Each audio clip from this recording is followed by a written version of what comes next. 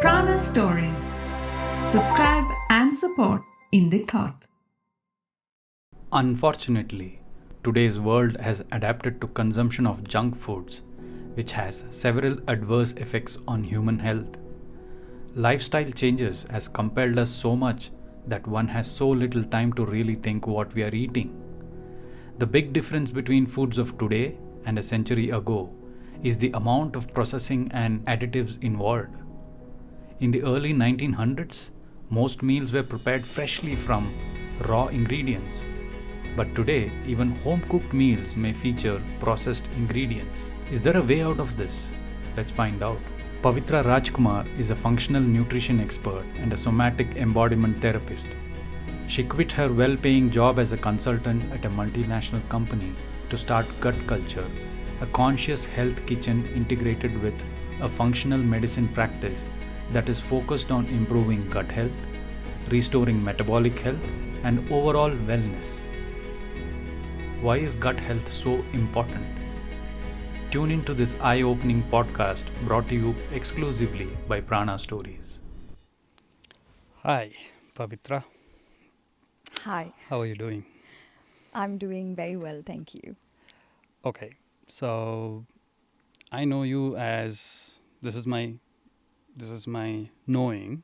You can correct me if I'm wrong, and you can also tell the audience what you actually do. But I know you as a nutritionist entrepreneur. Is that correct, or do you want to correct yourself and introduce yourself to the world? Yeah, I'm a functional nutrition expert Mm-hmm. who's also a somatic healer turned an entrepreneur.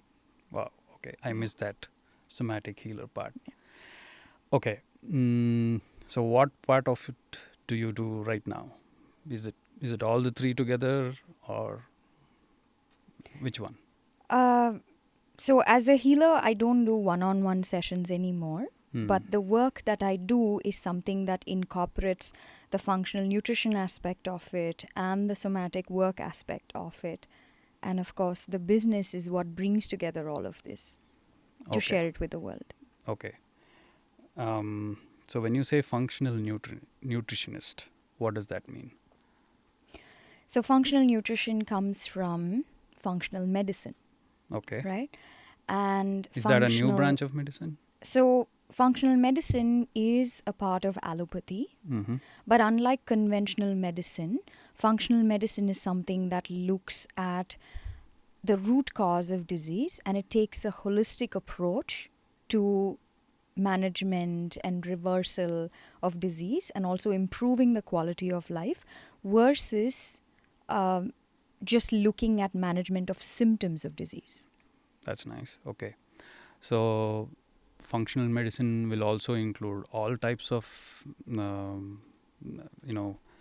medicinal wisdom that is there already, like Ayurveda or any other forms of traditional. Does it have? Or? So functional medicine, although it's a part of allopathy, it is something that takes into consideration a lot of alternative therapies, like say from using herbs to tinctures so it's across, whether it's Ayurvedic herbs, whether it's herbs that are being used, say from a different part of the world, right?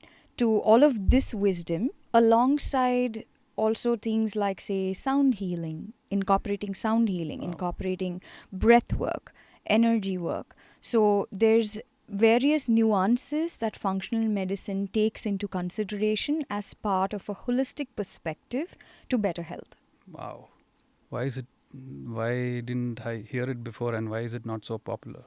So functional medicine is something that only started off say in the early 90s in the US. And so we have like say institutes over there where doctors can become functional medicine practitioners, and then there's also functional nutrition courses and all of that, which is based on functional medicine, but it's not so popular in India. So it's only in the last 5 years that it's gaining more traction over here. So it is more popular in the Western world, But in India it's not so popular, and there's probably less than 100 practitioners all over. But that number is growing, and we are having more and more awareness, and more doctors and other healthcare practitioners who really are looking for answers beyond just management of symptoms. Okay. And so then from functional medicine, the branch that is functional nutrition, what does that contain? What does that mean? So functional nutrition is the aspect that looks at everything that nourishes us in order to support our body and our mind to facilitate better health, Okay. to enjoy better health Hmm. in ourselves. Hmm. And so you also are an entrepreneur. So you are applying the functional nutritionist part into the entrepreneurship that you have. Tell us about your entrepreneurial journey. Right. I also want to add that functional nutrition, because as we understand, nutrition is only related to food. But when we talk about functional nutrition, it's not just food. Okay. Right? There's so many more things that nourish and nurture us, which is our mental health, emotional health, the quality of our relationships, our movement aspect, right? And also things that give us joy, our connection with ourselves, and also the higher self. That's where the somatic therapy Yeah, helps. Okay. yeah. Yeah. Okay. So the nervous system, right, which is a very integral part of it, because we know that stress is one of the primary factors which causes disease in the body.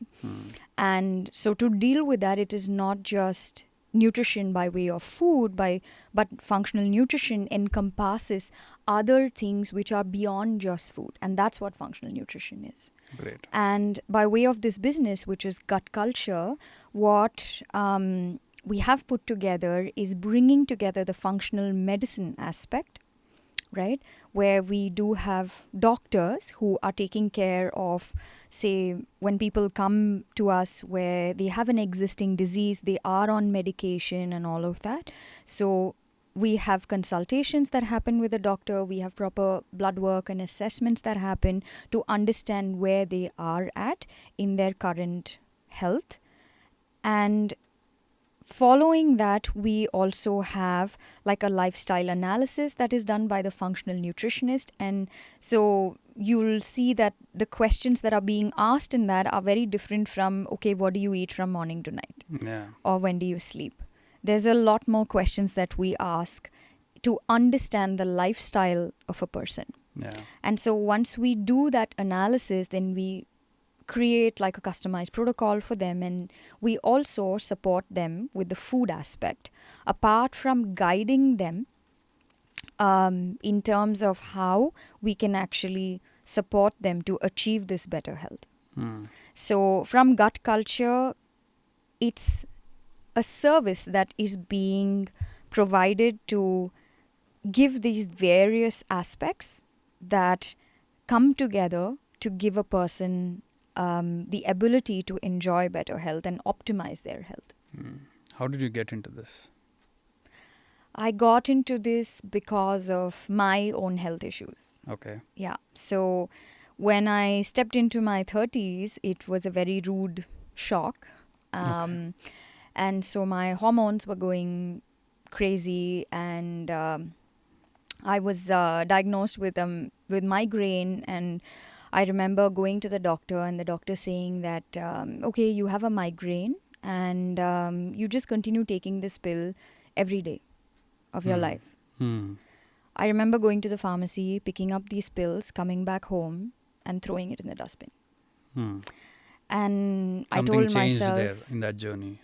because I told myself that I'm not going to accept a diagnosis which says that, okay, this is something that's going to be there for life, and that I have to take this for life. And there were also numerous other things that were going on health-wise for me. I was really overweight. I also did not know that I was depressed, but I was. And I also had hormonal issues. And I also was diagnosed with a fibroid, which was quite big. And the gynecologist told me that, it's just very common for women your age. And so, we just need to do a surgery and that'll be it. It's just 15 days of rest and you're going to be fine. And there was no other way out. So in conventional medicine, they believe that there is no way out and there is no way the fibroid can shrink or the fibroid can go away. And the only way to fix it is surgery. And this was 10 years ago. And I have not undergone a surgery for the fibroid. And my fibroid has shrunk. And I have healed my fibroid from what it was. It was 10 centimeters, which was really large. And so the gynecologist said, if you're going to keep delaying this, then it's going to be so big that we'll have to cut open and it will no longer be a laparoscopic surgery. So, I just did not accept, the course of action that was recommended. And so that is where I started my journey into looking for answers for bettering my health. And where did you find that answer? In functional medicine. Okay. Yeah. So that's how it really happened. And and by way of that, my migraine went away forever. I haven't had migraine attacks after I think it took me about a year at that time to really figure things out and all of that. So that went away. And were you a somatic therapist then? No, I wasn't. Only Somatic therapy came as part of that because during my health journey, I realized that yes, I was a yoga teacher at that time. Okay. Yeah. So were you working for a corporate or something? Yes, yeah. Before? So I was very much living the high-paying, high-flying corporate job. Capitalist world. Yes, Okay. I was. I did that for less than 2 years, and I couldn't do it anymore because I felt like I was selling my soul. I quit without a plan. I just knew that I wanted to do something meaningful. And so that's when I trained to be a yoga teacher, and then I was teaching corporate yoga. But it still felt like I was just doing something where I'm helping people for like an hour, and then they're feeling better, and then they're going back, and there's really nothing else that's happening. Yeah. And so I stopped teaching yoga. And of course, I was, in my 30s, living my life, and all of this was happening. And while this was going on, it was a rude shock because it's not something that we pay attention in when we are younger. Yeah. We take our body for granted. We take ourselves for granted. And so while I was looking for these answers to fix my health without having to go into surgery, that's when this entire journey happened. But I also realized that, I was doing movement and then I was eating better, but a big part of this was also the mental, emotional healing aspect. And that's how somatic healing happened. Okay. Yeah, because all of this is an aspect of trauma that is embodied. And unless we work on this, and we could be eating the healthiest food, working out like crazy, but if we are not going to address the mental, emotional aspect of this, that's where, it's this whole collective where true health comes together. Yeah. So, the key aspects of it is the food, the mental and the emotional well-being, and also the body, right? So, food is the key aspect here because that feeds the body. So then, why is your startup named as GutKulture? Why GutKulture? What is it about gut? Can you just say? Should we be focusing only on the gut, or there are other parts of the body also, right? But why gut? Right. So the gut, as we have known before, is not just the stomach. Okay, so the gut is something that actually encompasses like a lot of things in our body. So the gut actually begins from our mouth and goes all the way down to our anus. Okay, and we have so gut health and the gut microbiome, that's really where this comes from. Okay. So the gut microbiome is this entire world that lives in us, on us, right, which is beneficial microbes. So this is bacteria, fungi, yeast, archaea. There's a whole bunch of these microbes that are, I'm sure you've heard of good and bad microbes, right? But this is a really complex world of microbes which live in balance and harmony with us. And it's really important that they live in balance in order for us to feel balanced within us. And so we actually are more bacteria than human cells. They are the ones running the show. Yeah, we have, yes, they are actually running the show, right? And we have trillions of them living inside of us. And so gut, which is why is the central part of nourishing ourselves. And the gut is also where disease begins. This is said in various traditions and cultures. Ayurveda says, disease begins in the gut. Hippocrates, the father of medicine, said disease begins in the gut. Numerous other cultures also talk about this. You mean the same native with Chinese cultures of- medicine as well. Yes. Yeah. So everywhere we know that it is the gut where disease begins, and that's where we need to focus. Now, that said, why gut health now? It's because gut health is something that was again recently discovered. It's been less than 20 years. Okay, so there's the Human Microbiome Project, which happened in the 2000s. Before 2010. And so that is when this whole concept of even understanding that we are actually more microbes than human cells even came about.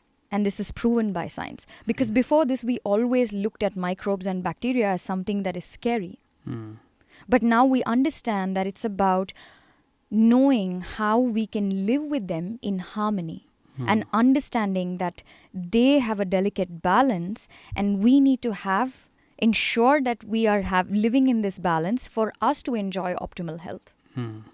So, and there's a lot of research going on in this aspect of the gut microbiome. And so in the last 10 years, in fact, there's more and more research that's going on, and so much more that we are discovering about this, about how everything is actually related to the gut, whether it's the gut-skin connection, the gut-brain connection, right? So there is just so much that is connected. So when we talk about the gut, it's not just our digestive system. So it is interesting that you say the ancient wisdom already had this kind of knowledge that it is the gut that controls the entire body or the system that we have. But then science and marketing led us into thinking that microbiomes are not good, are dangerous. Now science is coming back to the same thing, saying... No, rather at that time science did not discover it. Okay. And now science has discovered it. Okay. Now science is coming back to that ancient wisdom. Yeah. Right? Yeah. Why- By discovering it, it's reinforcing that ancient wisdom. Why did it take so long for science to know that? Well, that's research, right? And science, see, conventional medicine, what we talk of as modern medicine, is barely 100 years old. Right. So there's still so much that's happening. And so, in fact, in medical school, when they are initiating doctors, they actually say that 30 years from now, whatever you have studied now, 50% of this will become irrelevant. We don't know which 50% it's going to be.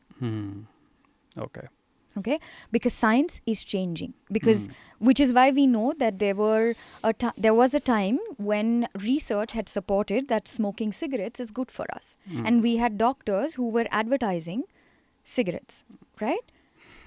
And then, so it's the same science that discovered. And then, so there was more research, and then they said that no, cigarettes are actually harmful for us. Yeah. So that's the classic example of how that 50%, we don't know which 50% is going to be true or false. Yeah. So do you think that we should just stick to ancient wisdom? The thing with ancient wisdom is that it's not been transferred in the right way. And like, say, that's the problem also with our scriptures and everything, right? Where there's so much that's lost in translation.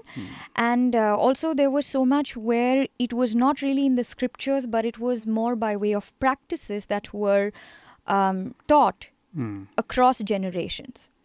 And then with modernization, this whole practice did not come with the understanding also being passed on. It was more like doing something just because it's a ritual. But there was so much science to it. Yeah. Right? But that science was not really passed on. So it's sort of a very... it's a space that is a gray area, because it's not like we have something that is set in stone to say that, this is it. Because of the fact that it was lost in translation, we don't know how much of this is being distorted by someone who was just passing it on. Yeah. But what's really interesting is when we understand this science, and now when we correlate this to our ancient traditions and practices, it just makes so much sense because there was so much of science to it. Right. Yeah. And they were probably doing it because it was just being passed on as tradition. And it originally started off because there was the understanding of the science and why we are doing this. And later it simply became a practice. Right.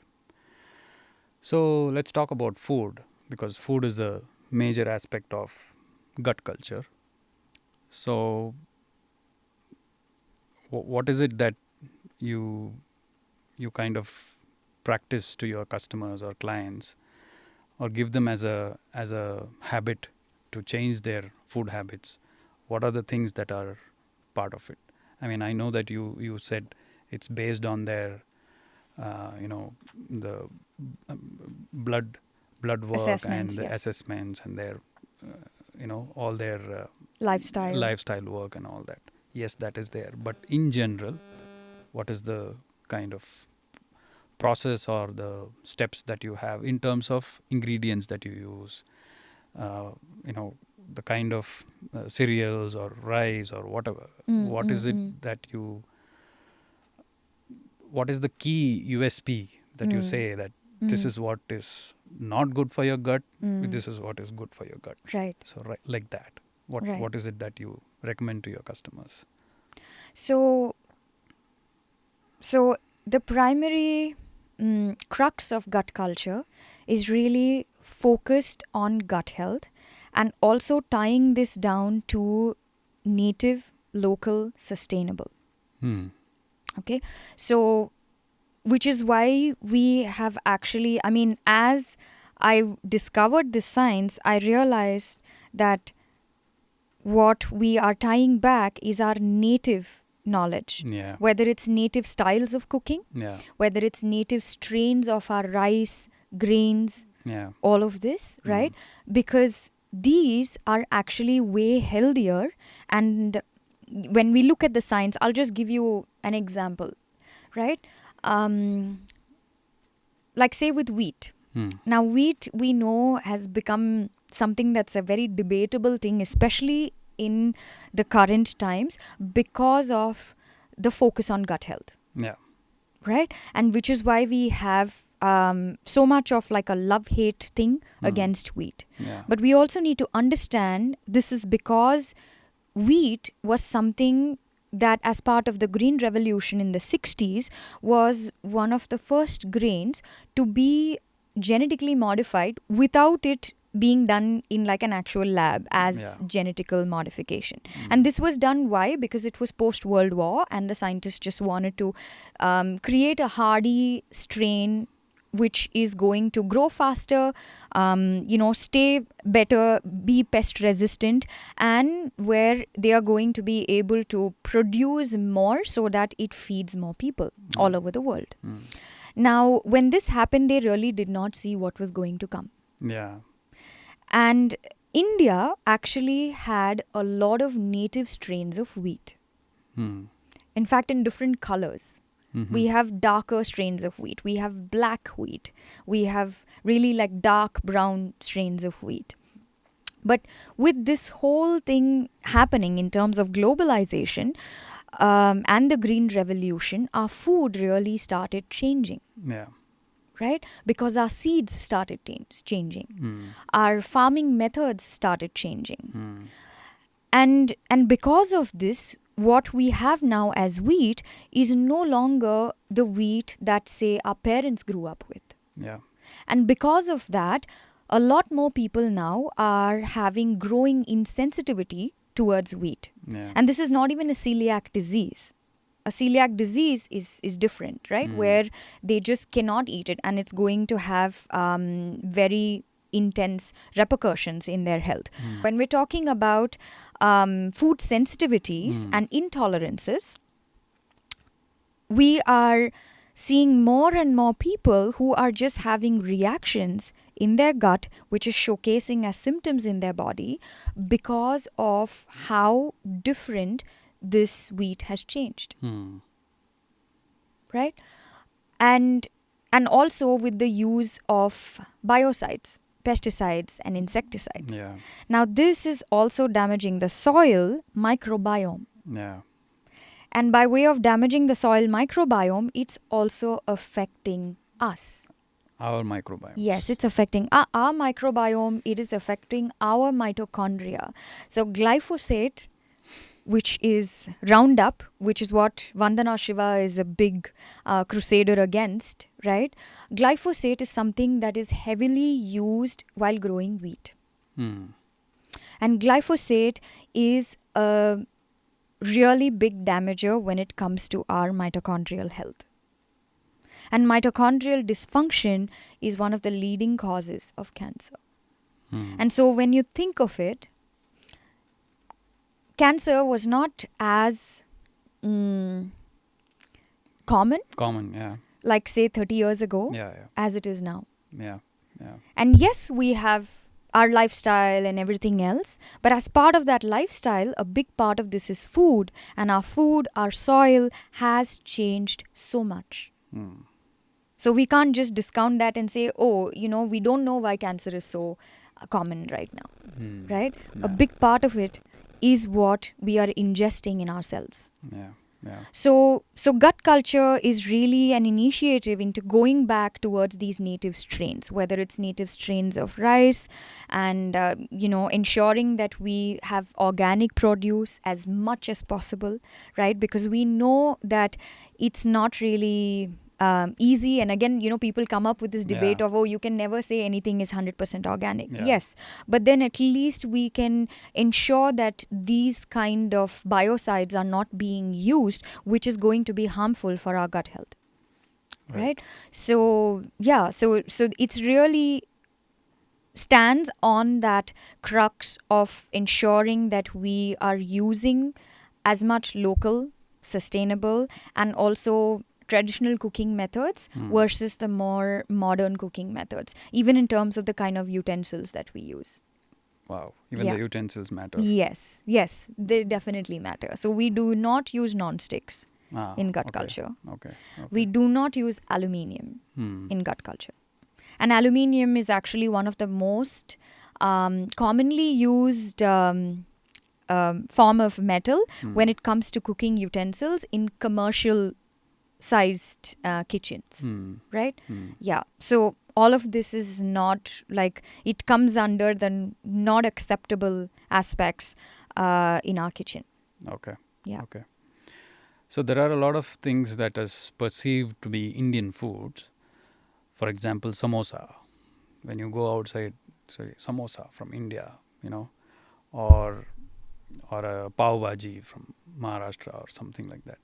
So are these native foods, or these are all sort of influenced by the people who came to India, or what are the actual native foods? How do you recognize them? Because these are really advertised and marketed as that this is Indian food. Just add a little bit of masala and spice to it. It's Indian, right? So how do you recognize with what is really native and what is not? Well, I think what has really changed is the ingredients that are being used. Okay? Because yes, there were naturally leavened breads which have been a part of our history, Okay. which have been a part of our culture and tradition. But because that ingredient itself has changed, the food itself is no longer traditional. Okay. Right? Yes, it still is in that form, but it doesn't really have that essence anymore. Okay. So are you still getting the same health benefit from it? Not really. Yeah. Okay. And which is why we see now, of course, there's a lot of interest into reviving these ancient millets and Yeah. all of that which Yeah. is going on, right? But yeah, there's a big aspect of how, because our soil has changed, because our seeds have changed, it's also not easy to, again with millets, I do want to share this, that, just because something is native and ancient doesn't mean that we overdo this. Yeah. Because millets are actually one of the most difficult things to digest. Yeah. Yeah. And millets are actually meant for people who have a very good metabolic health and gut health. Because if people have already a dysbiotic gut, which means the gut is not in balance, millets can be very hard to digest. So it is not really a preferred food of choice, right? So we really need to pay attention to what is the current health status of a person, where is their gut at currently, and then support it from that aspect, instead of simply choosing that, okay, this is pav bhaji and samosa, which is maida, and so I'm not going to eat that, but this is millet and I'm going to eat that. No. We really need to be aware of whether that is something that our gut can assimilate, break down, and absorb. Yeah. So then all this directly, your gut is directly proportional to your brain and the mental health, and then the spiritual aspect of our lives. So if you want to lead a spiritual life or a better mental well-being, it's directly associated with your gut, and it depends on what you eat. So it's like you're saying you are what your gut is, not even what you're thinking, or not even what your mental state is. It's directly saying, are you saying that you are what your gut is? Yeah. And you're actually what your gut absorbs. Okay. Yeah. That's Yeah, because it's not just about the food we eat, because fasting is also incredible for the gut. And so, which is why fasting as a practice in our traditions was sort of interlaced into this vratams and all of that, right? And they put that in there so that people will follow it as part of a ritual. But fasting is so healing for our gut. It's like a reset for our gut. When we fast for 24 hours, it's a reset for our gut. Yeah, which has come as intermittent fasting these days. Intermittent fasting doesn't really talk of 24 hours fasting, but but in terms of, like, say, traditionally, when it came to say festivals and certain practices, they were following 24 hours, 48 hours, all of these kind of every Monday, every Tuesday, or right. whatever. So those were longer practices, right? So intermittent fasting is a different story altogether. But this, what I'm talking about, is what was practiced traditionally, right? Are actually things which were really great for our gut. So we are what our gut absorbs. Yeah. And also in terms of mental health, so early on, we believed that serotonin, which is the happiness hormone, is primarily produced in the brain. But serotonin is primarily produced in the gut. Yeah. So when they say a way to a man's heart, or, making a man happy is through his gut, I mean, it's a man or a woman, the way to anyone's happiness is actually through the gut. Wow. Yeah. That's a revelation. Yes. And our immune system also is primarily in the gut. So science says that over 70% of our immune system is in the gut. Yeah. So which is why when we are stressed out, you'll notice that we're not really able to digest things well, or we probably don't feel very hungry. Of course, some people go into the other gamut of binge eating, but doesn't mean that they're actually feeling good in their gut, right? And there's also like, it always begins with some sort of gut issues, or like say that that feeling in the stomach where it just doesn't feel right, right? And that's because when we are stressed out, our body is not in a space to rest and digest.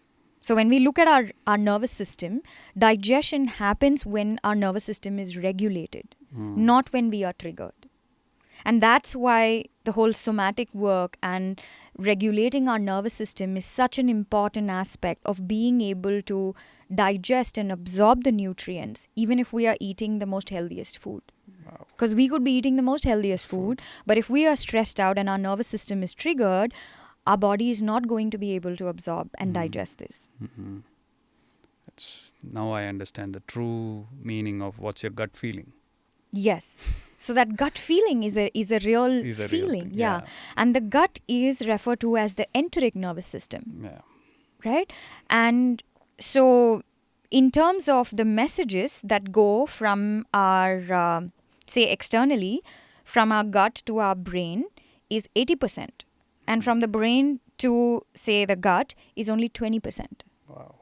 And so, which is why when we walk into a place, we are able to figure that vibe, right? Way before our mind even deciphers that vibe. And so that gut feeling is actually something that is very true. But that also means that our gut health needs to be optimal for that gut healing to function well. So imagine that our gut health is messed up and our nervous system is triggered, so which means we are not even in a space to understand if our intuition is actually like able to give us the right messages, right? So we also become disconnected from our intuition. Because then we are not in the right health to even receive these messages or understand these messages, because our body is not able to pick up this the right way. Yeah. So the popular usage of body, mind and soul, now I wish to say body, gut and soul. Is that a right way to say it, or? Well, I think it's because I feel your gut is your mind. It is. So the gut is the second brain. Yeah. And this is also science now, which has come with the evidence and says that your gut is the second brain. Yeah, that's great. Great to know. Yeah. Okay, so what are your future plans for GutKulture as a startup? What are your goals? What do you want? I mean, as a vision for the. Well, GutKulture honestly started not because I wanted to be an entrepreneur. Okay. GutKulture started because I really saw how this changed my life. And I also saw that there wasn't something like this. And so because I used to do one-on-one consulting as a nutritionist as well, before I went full-time into healing work.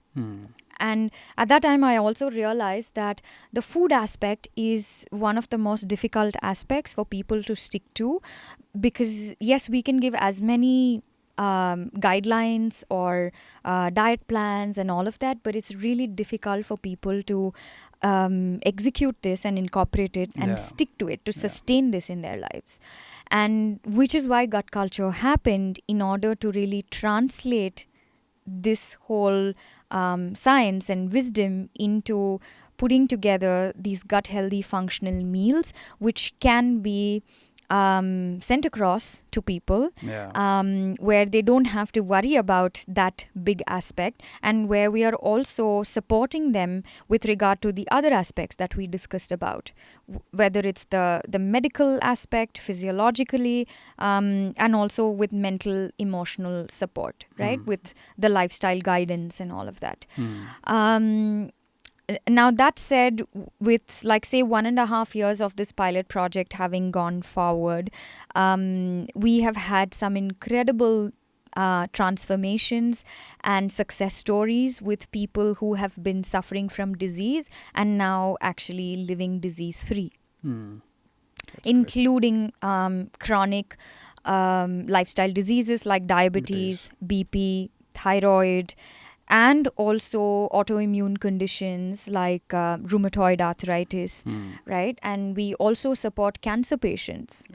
So from there, it's really come to a space where we are ready to take this to the next level, to share it with more people, and to create this platform where people have the chance to optimize their health, to have a better quality of life, and to not just retire to a diagnosis and just management of their symptoms.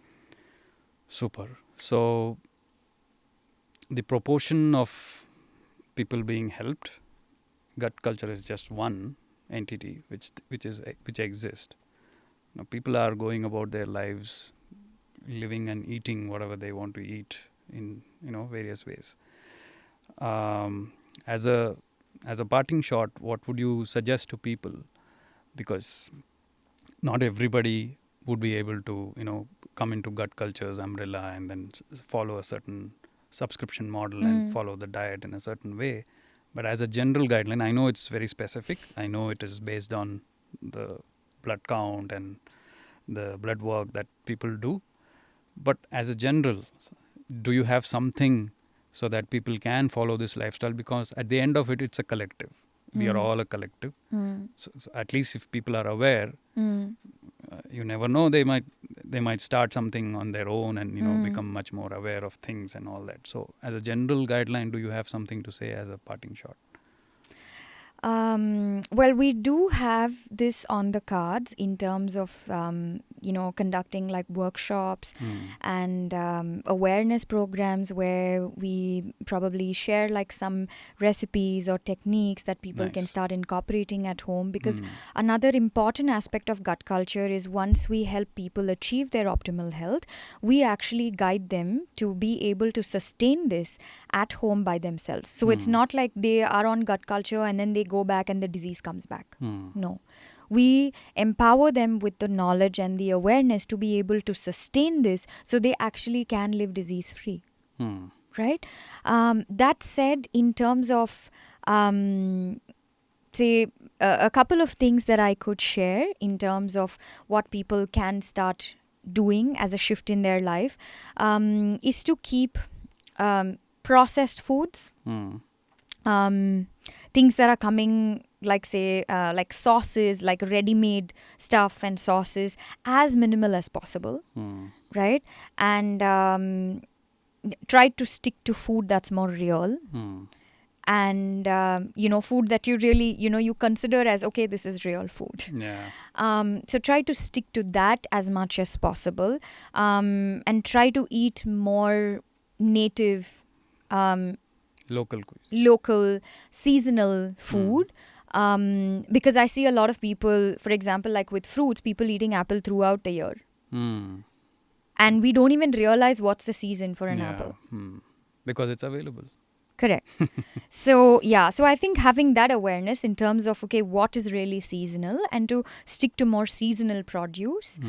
And an important aspect would be to really focus on learning techniques to regulate their nervous system.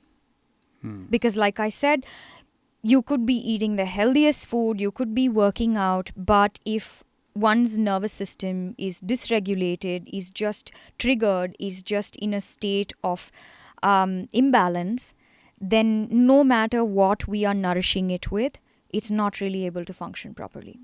So it's really, really important to use these simple somatic tools and practices to connect with our body, to be present with ourselves, to even understand, okay, how is this food making me feel? For that, you need to be connected with your body. Beautiful. Right? And so that's a very, very important aspect. Yeah. Pavithra, thank you so much. Thank you. You so much for sharing your knowledge, and thank you so much for sharing your journey with us. And I wish you all the best. Thank you. And thank you for, because I am also part of a gut culture. I'm a subscriber, and I can tell you, I can vouch for it. It's been I can be so guilty free of eating your food, and it's so tasty. Thank you. Immense gratitudes for being Thank there you. and having a team and doing all that for us. Thank you Thank so you. much. Thank you so much. Thank you.